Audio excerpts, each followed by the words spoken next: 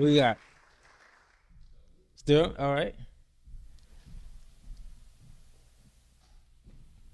Baton Rouge in the building. So still, I don't know what y'all talking about. 2023 was fine. huh? Oh, I was a little bit more great in the last meetup in the Two bid. chairs stacked. Yeah. Good to see you, Sterling. That looking good, bro. Looking good. So lessons learned in 2023 and how we adjusting in 2024. Man, I don't even know where to start. So I play around in a few different sandboxes. And so I have my apartment syndications, and then I have my rental portfolio, and then I had the flips. And I got kicked in the teeth pretty hard on the flips in 2023. And as a result of that, I had to sell more of my rental portfolio than I would have preferred to kind of cover those losses. We also had some apartment complexes that didn't, I mean, they haven't failed, but they're just not performing the way we had originally underwritten. Some of that is to do with the variable rates, and some of it's to do with mismanagement. So the key lessons, I would say, if I just kind of had to bullet point it out real quick, one of them is not to be so market cycle dependent. So like when I got into real estate investing, I just wanted to be a full-time real estate investor. I didn't want to do anything else. I didn't want to manage property. I didn't want to manage construction. I didn't want to be a realtor. I didn't want to be a lender. I just wanted to be a real estate investor. And that was great when it was great, when I could make 100K a flip with, not even trying. But when it stopped being great, it stopped being great like that. Yeah. And so it made me kind of want to pivot. And so what we did this year is we started a property management and a construction business. And that's been great. What I did right over the years is two things. I started buying rentals and stacking rentals long before I ever flipped a house. So because I knew flipping was risky, I just did it anyway eventually. And the other thing I did was marketed myself very well.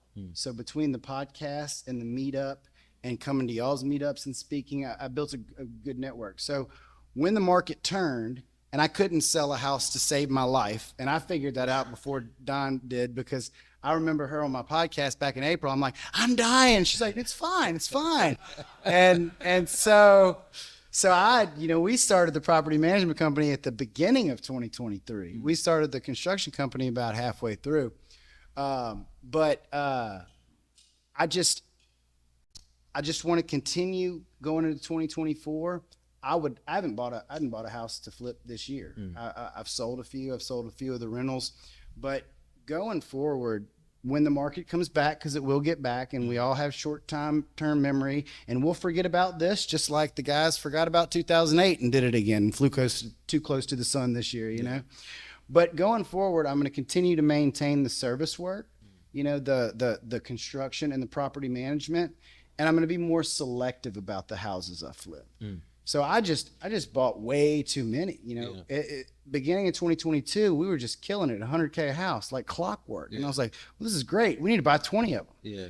And then we kind of got sandwiched between the inflation on the front end, making our material costs through the roof, and then to combat the inflation, the Fed jacked up the rates, and we got smashed on the back end trying to sell them. So I mean, we had houses that we ended up selling 150K less than we had anticipated. So I had houses that I should have made 100K on that I lost 30K on. The other lesson I would say I learned in the apartment syndication space is that I don't necessarily want to raise capital and partner with other operators. Being younger and newer in the space, you want to kind of latch on to these really experienced guys with all these properties and all this money, and it seems like a wise move. Well, in retrospect, I can tell you all of the apartment complexes that I'm operating are doing fine, whereas the ones that I'm not in control are the one where they're distressed and having capital call situations and kind of stuff like that. So I find that the two breaking points outside of 2023. I find the two breaking points are if I'm not operating the deal or a third-party property management company. So going forward in 2024, we are the property management company. So I never have to worry about another third party, which I've been through many. And we're not gonna do any deals that we're not operating. Yeah. We'll continue. I mean, we'll start flipping again when the market stabilizes. I was telling Steve outside, I don't even need the rates to go down. I just need the world to get used to where they're at. You know, I was at my meetup in Baton Rouge last night, and I remember the first house I bought in the summer of 2018. I was happy as shit to pay 6.75 interest rate on this little rental property. You know what I mean? And then I bought another one at those rates. And then, you know, we got spoiled and, you know, after COVID when it was 2.5%, but we're really not that far off from where I started. So you know, the kind of lessons I learned is, you know, the more control you have, the better.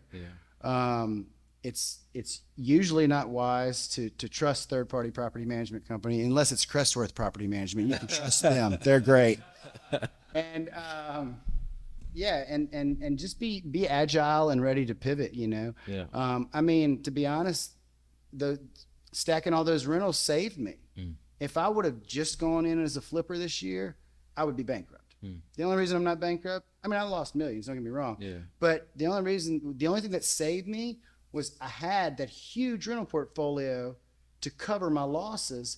And then I had the network from marketing for so long to where when I pivoted to the property management and construction, I just had a flood of business overnight. Like the second we, you know, got licensed and started managing other people's properties, I mean, we tripled overnight. And so that's kind of my take on it. Yeah. Well, we appreciate you coming out, man. And Steve, it's hard for me to bite my tongue right now. It's so many questions I want to ask right now, but we got to keep it under 10 minutes. Drinks, bro. Yeah. Okay. So you'll be that drink. Okay. So we'll dig a little bit more, but thank you for taking the drive and hanging out with us still. All right. Give it up for still. All right.